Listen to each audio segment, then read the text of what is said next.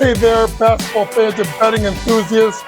I'm Coach Young, and welcome to the Betting Above the Rim podcast. This is the show where I give you my unfiltered take on all things basketball, from the latest hoops action to in-depth analysis. But we're not stopping there. I'm also dishing out winning betting strategies. I'll put a little extra cash in your pocket. You see, I bring a personality, the flair, and a passion that only a coach like myself can deliver. Before we begin this podcast, I just want to once again shout out John Fanta, who came on the podcast last Thursday, the 16th. If you did not get a chance to listen to that podcast, it was outstanding, and John will be on in the future. As we get into Thanksgiving week, we're at that point, folks, where all the teams in the NBA have played 10 or so games.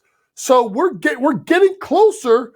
You know, we're about that 15% mark of the season. We have the in-season tournament going on. So there's a couple of things I want to get into with the NBA before we end. One thing with men's college basketball and one thing with the women. But let's start off in the NBA with this. Do you know who's in 7th place in the Western Conference with a record of 6-5? Yeah, folks, it's the Houston Rockets. Yeah, I said it right. The Houston Rockets are 6-5 right now. And if you think about this, folks, the Houston Rockets lost 2 games over the weekend. They could be 6-3 right now, Houston. And it's amazing for a team that started, I do believe, 6-16 last year. So they have done a great job and really changing the culture by having the core players that they've had and bringing in a new coach and a new system. But let's start with the key additions here, because this is why, partially why, the Rockets are playing really well. And it starts with Ime Udoka. Ime Udoka did a great job with Boston his 1 year. Obviously, we don't want to get into the transgressions that took place in his personal life. But obviously, he got removed as head coach of the Celtics. And he has stepped into a Houston team and has got them playing really, really great basketball.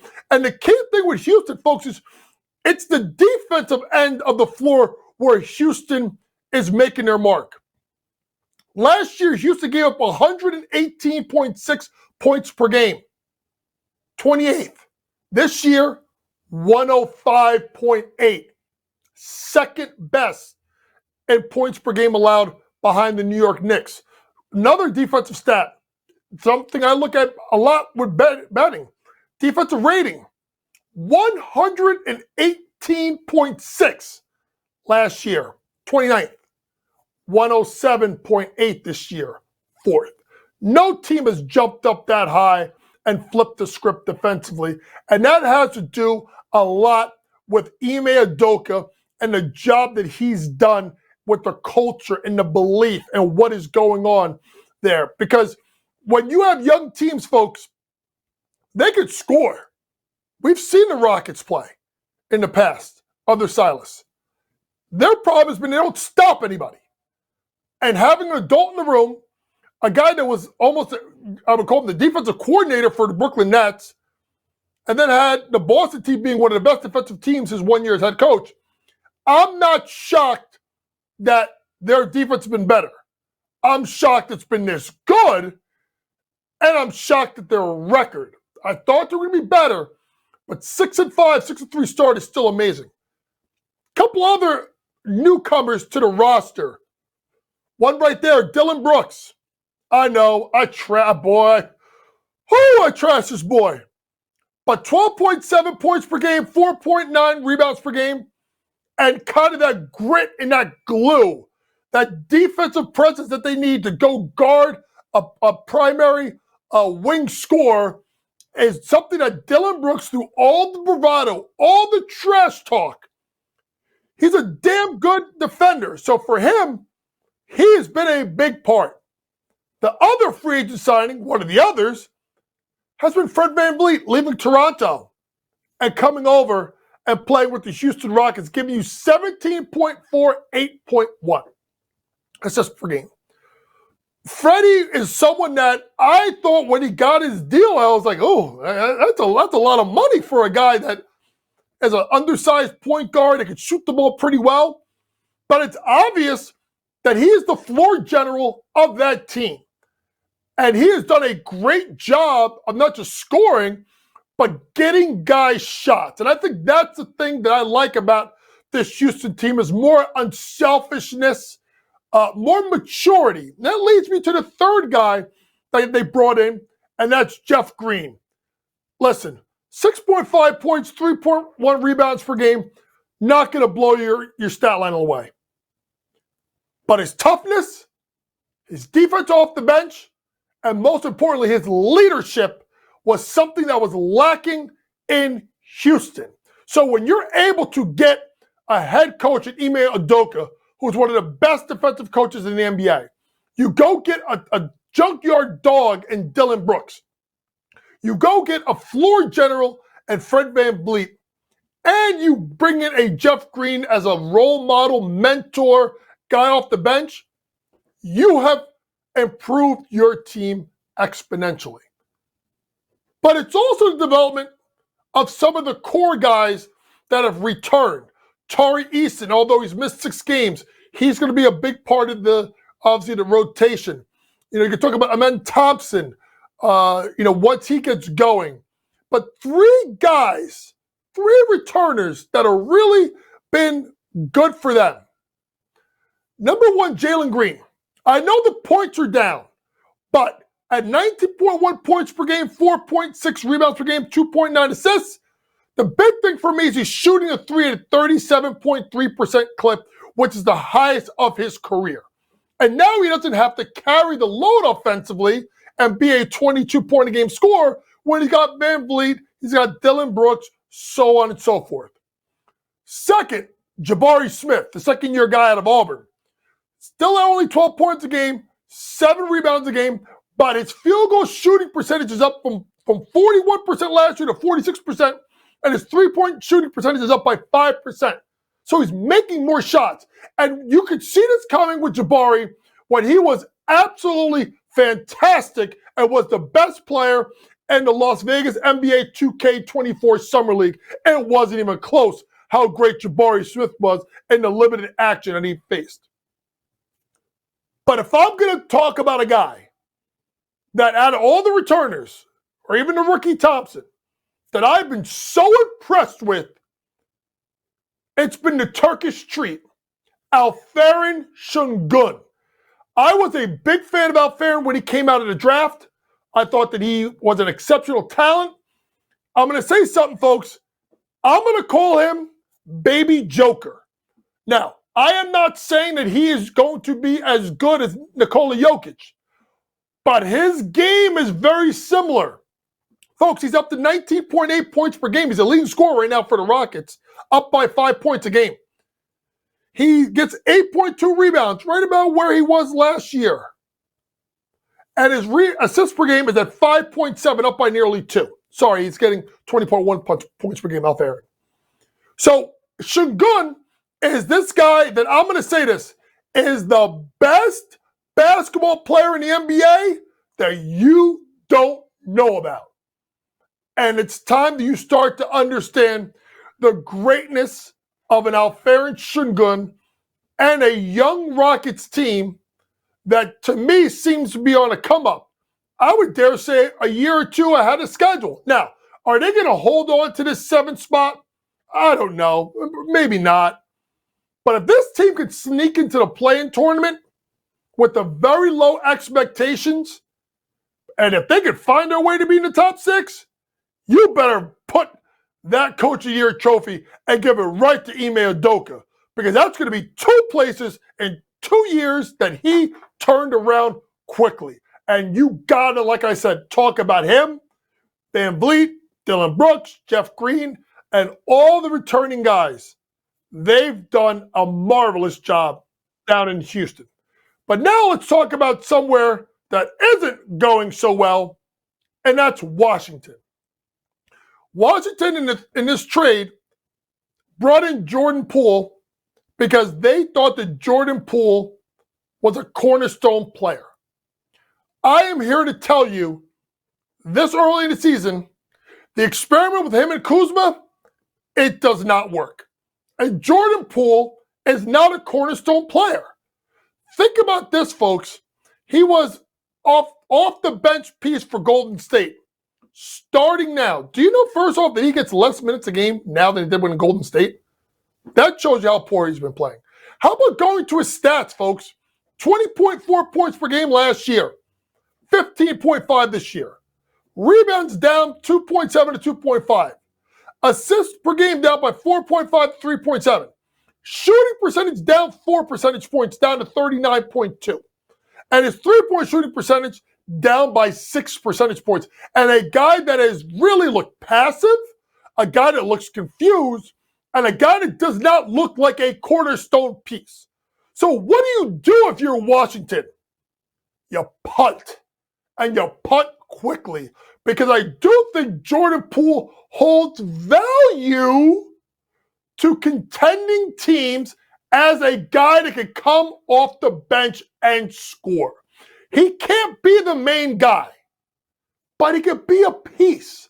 So think about this. How about a Jordan Poole as a backup in a place like New York that can use some scoring, put him in quickly in the backcourt? How about Jordan Poole in a place like Milwaukee, which can use some punch off the bench, the Milwaukee Bucks? How about a team that missed out on Damian Lillard and other trade assets at the time? How about a team like Miami? I mean, he's an upgrade over Duncan Robinson, shot creator. I think that would be an upgrade for a team like Miami. How about a team, ready? Because everybody's supposed to go to them. How about the Lakers? Just another piece to lengthen that team. And you know he would love to go to a place like the LA Lakers, knowing that he's in the same division as his good friend Draymond Green. So those are places. I'll give you another place. How about Dallas? Think about the Dallas Mavericks. I know they have Kyrie and Luka, but they're so dependent on them. A guy like Jordan Poole coming off the bench. Remember, folks, in the last couple of years, they've lost two really big bench pieces at the guard spot, and Brunson and Dinwiddie. I think that would be a sneaky good thing if a team like Dallas were to pick up Jordan Poole. But I'm going to tell you this. Jordan Poole is not a cornerstone player. And if you're the Washington Wizards, you have to find a way to get out of that deal. You can't have your highest paid player giving you 15.5 points per game, and shooting metrics are terrible. They have to do better, and him and Kuzma don't fit. Get out of it now while people can still look at what he did in Golden State and think that's the Jordan Poole and not the Jordan Poole we've got the first 12 or so games with the Washington Wizards. Now, I've talked about something I've loved in the Houston Rockets. Something I don't like, which is Jordan Poole being a cornerstone player. But you know what Coach Young is a fan of? Huh. I am all in on this in-season tournament. I know. You start watching the court and it looks so weird, and you see you see the design and the logos there, and you talked about Jalen Brown talking about the courts are slippery. But I'll tell you right now, folks, when I turn on an NBA game, I don't even have to know what day of the week it is. If those courts are in those colors, I know it's in-season tournament. So I thought that's a smart thing to kind of distinguish it from the regular season, even though the games are going to count. Another thing that I think is really great and fascinating, folks, about this in-season tournament is it allows young teams a chance to be in a competitive environment that's not the playoffs to measure growth. And what are we? How do we look? How do we look against teams that are in our group that are supposedly better than us? Let's talk about three teams real quickly. 2 in the East, 1 in the West. How about the Indiana Pacers at 2-0 in East Group A? Yeah, the Indiana Pacers that went to Philadelphia and beat the 76ers. The team that's got a great guard in Halliburton and all that supporting cast with Mathurin and Miles Turner and Buddy Hield and Obi Toppin, and I can go on and on and on. Rick Carlisle's done a great job with this team. I know they stumbled a little bit as of late, but 2-0 gives a team that has not tasted playoffs and is young a chance that if they can get out of the group stage, could be something that's beneficial. Another group team to watch in the East are the Nets. Now, they sit at 2-1 in East Group C. Boston's probably going to run away with it. But the Nets, at 2-1, if they can win out, can put themselves in a position to get the one wild card from the East. Remember, folks, it goes by the winner of each group and then one wild card from each conference, which then leads to, obviously, points per differential and stuff like that. We'll get to that in a second. But the Nets are as young and exciting team as there is in the league, folks. I mean, and they haven't been healthy yet all season. Cam Thomas and Ben Simmons were fantastic early on. You had no Cam Johnson and Nick Claxton. Now obviously Cam Thomas gets hurt, and then obviously we know Ben Simmons is hurt, and here comes Claxton and Johnson back. I'm going to tell you this, folks. I was wrong about Brooklyn. They are young. They're exciting. They're all in that 6'5" to 6'8" range. So the switchability defensively is outstanding. The way they can get up the court. You add some role guys and veteran guys like Alani Walker IV or Royce O'Neal or Dorian Finney-Smith. This net team by Jock Vaughn has been playing really, really good basketball. And at 2-1 in the East Group C behind the Celtics, they could look at themselves at 4-1 as a possibility as the wild card spot in the East. Now to go out West, how about the Kings in Group C? 2-0. Group is very, very well stacked. And I think what you have here is you have a team that with Coach Mike Brown is taking this very seriously, as I think most teams are. You have a team that last year did really well. People thought they were a fluke. They lost Game 7 on their home floor. But this is a great opportunity to put this team right back in the fire. And they're playing really, really well in Group C of the Western Conference. But there's a couple other things that you have to think about as you go down the stretch of this in-season tournament group play. Number one, how do teams figure out how do you handle blowouts? Particularly if you're a team that is looking to get the wild card spot. You saw Domantas Sabonis, I do believe, last week upset that someone did not take a shot when the game was decided. Sabonis is a European. European soccer uses this a lot, so he understands the point differential. So I wonder how you'll see teams coming down the stretch that are trying to get the wild card spot. Do they play their starters more? Do they push the pace? What do they do to put themselves in a position to get that one wild card spot? And you may want to consider that when you place your bets if you're betting on games in the in-season tournament. The point differential, especially for those teams trying to make that wild card, is going to be a sneaky thing that you're going to have to watch. The last thing is this. Having the semifinals and finals in Las Vegas is such a shrewd and smart move because it sets the NBA up for expansion.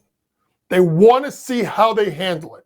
And now, obviously, with the Vegas Golden Knights there in the NHL, the Las Vegas Raiders there, and now the announcement last week that the owners of Major League Baseball have approved the Oakland A's to move to Las Vegas, that leaves the NBA as the only four of the major sports that are not in Las Vegas. And I dare to say with the stadium, I think not being ready till 2028 for the A's, I wouldn't be surprised if this in-season tournament is really well received in Vegas if Vegas beats out in regards to the NBA getting there first before the A's get there in 2028.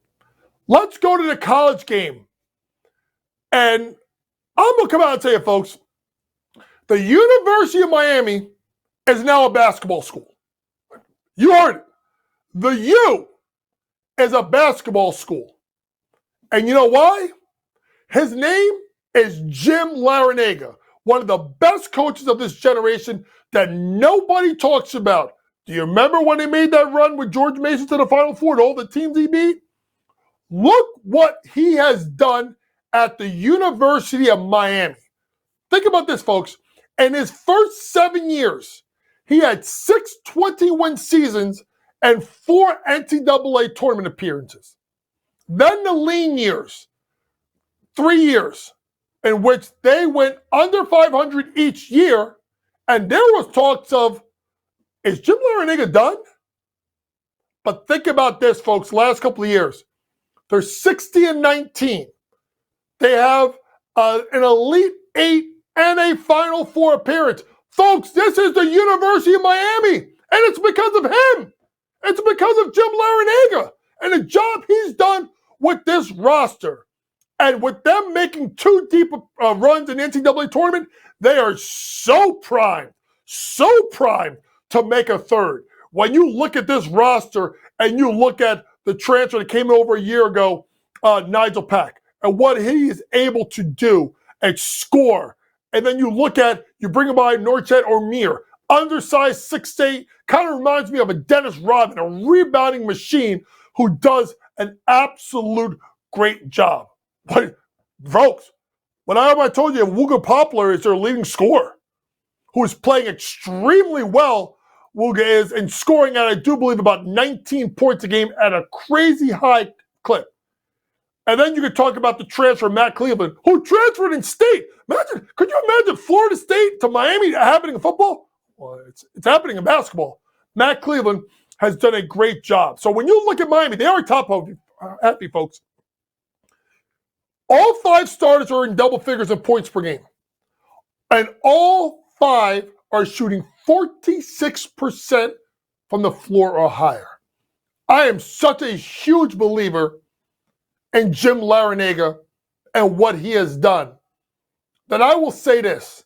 Not only is Miami a basketball school, you could argue, along with Duke, that they may be the best team in the ACC. And I'll go one step further from this team that's not a blue blood. I think they can go to the NCAA tournament and get to the Final Four again. Because they have guard play, they have a rugged rebounder, they can defend, they can beat you all different ways, and they got Jim Larrañaga, who I think is one of the 5 best college basketball coaches. But you never hear people talk about Jimmy because he's at the U. I will put respect on his name. Speaking of putting respect on names, let's end this with a little women's college basketball. And as you guys know, that is where my background is as a former associate head women's basketball coach at Monmouth University. And I just thought that this was going to be such an exciting year in women's college basketball.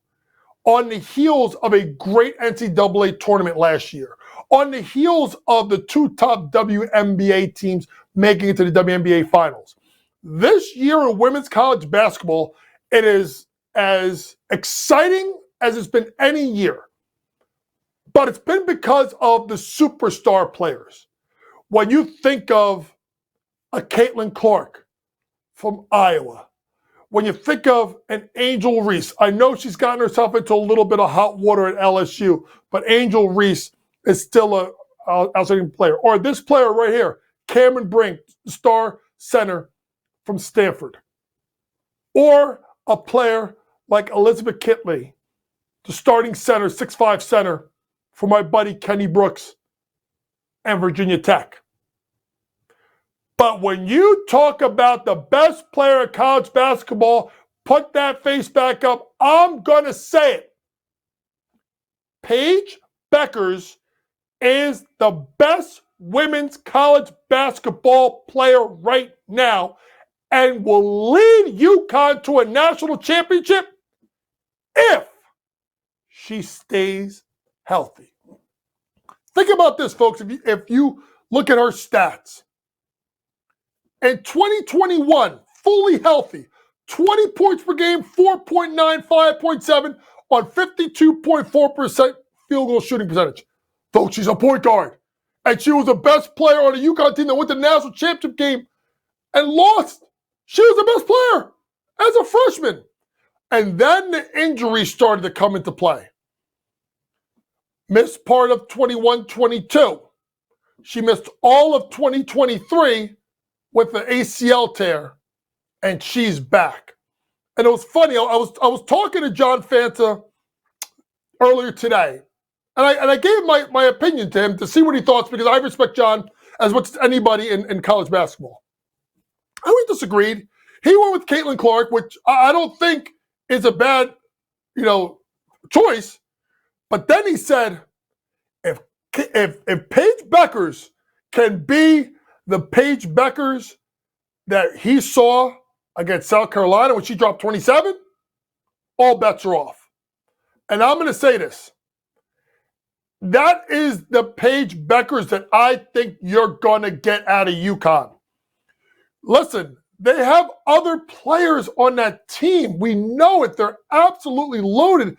And Gino has done this for a long time. And you don't get, listen, you can go through on and on and on and on and on and on and on the star players that have come through and play for Gino Auriemma. But, when you have a center like an Aaliyah Edwards or a Nika Mule, you have other pieces on that team, along with AZ Fudd, who has been out for a couple of games. We'll see what happens. There are things I'm hearing, but I'm not going to get into detail because that's not my job to speculate. I'll wait and see, and hopefully everything goes good with AZ. But Paige is the one that drives that bus. And if she could be the Paige Bueckers that I have seen on the AAU circuit, the Paige Bueckers that I saw beginning of her freshman year, the Paige Bueckers that dropped 27 points. I'm not going to go into detail and look at, she wasn't good when she played Minnesota on Sunday. She only shot 4 for 12. Do you know she's from Minnesota? That's her home game. And every team tries to play a home game. That is really hard to do. But that performance, that 27-point performance followed by 24 against Maryland when she shot a combined 29 for 43 from the floor and 4 for 6 from 3. If that's the Paige Bueckers that you're going to get for the entire year, she's the best college basketball player, and she will help Gino Auriemma win the national championship. This has been your Betting Above the Rim podcast for November 21st. It's when it will be released. Our next podcast will take place. We'll see. We'll do another one this week, Thanksgiving week. Make sure you and your family have a nice Thanksgiving. But you know what's a free gift you can get? How about the SportsGrid app?